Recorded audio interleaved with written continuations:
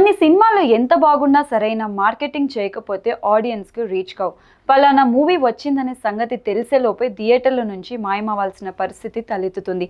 The great pre wedding show దానికి ఉదాహరణగా నిలుస్తుంది.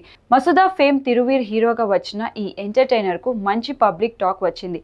రివ్యూస్ పాజిటివ్గా ఇచ్చారు. కానీ హాల్ల దగ్గర జనం లేరు. మెయిన్ సెంటర్స్లో పర్వాలేదు, కానీ బీసీ సెంటర్స్లో చాలా చోట్ల కనీస జనం లేక షోలు క్యాన్సిల్ చేయాల్సిన సిచ్యువేషన్ ఉంది.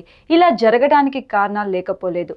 పక్కా తెలుగు బ్యాక్డ్రాప్లో రూపొందిన ఈ సినిమాకు మాస్ అర్థం చేసుకోలేని పొడవైన ఇంగ్లీష్ టైటిల్ పెట్టడం వల్లే రీచ్ పరిమితమైంది. జనాలకు రిజిస్టర్ కాలేకపోయింది. రెండోది, పబ్లిసిటీ సరైన రీతిలో ప్లాన్ చేసుకోకపోవడం. లిటిల్ హార్ట్స్కి ఎంత బడ్జెట్ ఖర్చయిందో అంతకన్నా ఎక్కువ ప్రమోషన్స్ కోసం నిర్మాతలు ఖర్చు చేశారు. అందుకే 30 కోట్లకు పైగా గ్రాస్ వసూలు వచ్చాయి. విజయ్ దేవరకొండ లాంటి సెలబ్రిటీలను తీసుకొచ్చి సక్సెస్ ఈవెంట్లు చేయడం వల్ల హైప్ అమాంతం పెరిగిపోయింది. The great pre wedding show ఇలాంటి ప్లానింగ్ మిస్ చేసుకోవడం వల్ల ఎదురీదాల్సి వచ్చింది. పెళ్లిళ్లకు వీడియోలు చేసే యువకుడి ఒక ముఖ్యమైన మెమరీ కార్డ్ పోతే ఎలాంటి పరిణామాలు ఎదుర్కోవాల్సి వస్తుందనే దాని మీద ఈ సినిమా పూర్తి వినోదాత్మకంగా రూపొందించారు. కానీ ఇలాంటి కంటెంట్తో పబ్లిక్ టికెట్లు కొనేలా చేయడం దర్శక నిర్మాతలకు పెద్ద సవాల్. సరైన అండదండలు లేకపోయినా ఇలాంటి సమస్యలు ఫేస్ చేయాల్సి వస్తుంది.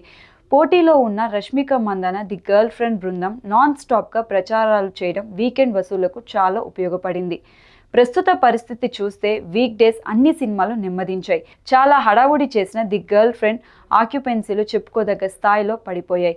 మళ్ళీ వీకెండ్కి పికప్ అవుతుందేమో చూడాలి.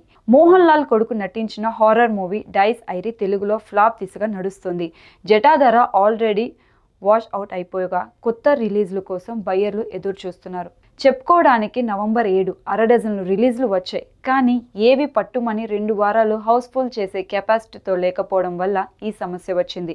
రాబోయే నవంబర్ 14 శుక్రవారం దుల్కర్ సల్మాన్ కాంత వస్తుంది. భాగ్యశ్రీ బొర్సే హీరోయిన్గా నటించిన ఈ పీరియాడిక్ డ్రామాలో దగ్గుపాటి రానా ఒక కీలక పాత్ర పోషించాడు. విక్రాంత్ చాందిని చౌదరి జంటగా నటించిన సంతాన ప్రాప్తిరస్తు ఒక డిఫరెంట్ కాన్సెప్ట్తో రూపొందుతుంది. రామ్ గోపాల్ వర్మ, నాగార్జునల సెన్సేషన్ కల్ట్ క్లాసిక్ శివ ఇదే రోజు థియేటర్లో అడుగు పెట్టనుంది. Kannada pan India movie. గత వైభవాన్ని భారీ బడ్జెట్తో తెరకెక్కించారు. ఆసికా రంగనాథ్ తప్ప దీంట్లో మనకు తెలిసిన ఆర్టిస్టులు ఎవరూ లేరు. చూడాలి మరి ఈ వారమైన థియేటర్ల నిండా నింపే విన్నర్ మూవీ ఏమవుతుందో.